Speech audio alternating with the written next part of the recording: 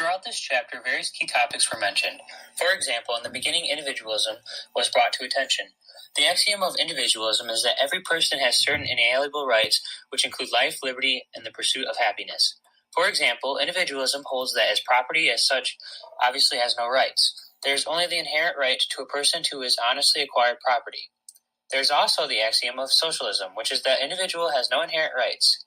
The privileges and prerogatives that the individual enjoys are grants from society acting through its management committee. The government it is through thought that is the condition of the individual must accept for the benefit of being a member of society. Many socialists reject the statement of right set in the Declaration of Independence, calling it a fiction in the 18th century. The socialists tend to ask the question, where did the individual get the rights which he gave up?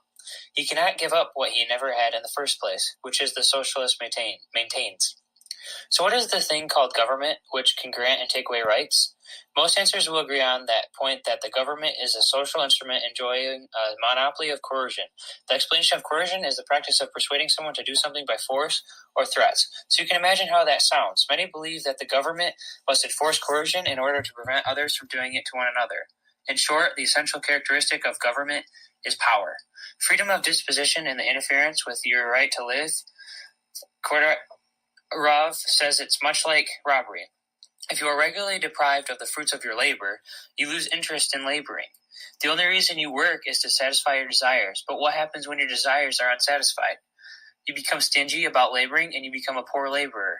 If the freedom of disposition is taken away from you entirely, then you become a slave. You have no right of property, and whatever you produce is taken by somebody else. This chapter discusses the many things you can do with the things you make and what you put your energy towards. If you make a bushel of wheat, you can either use it to make bread, share it with your family, or you can use it as payment.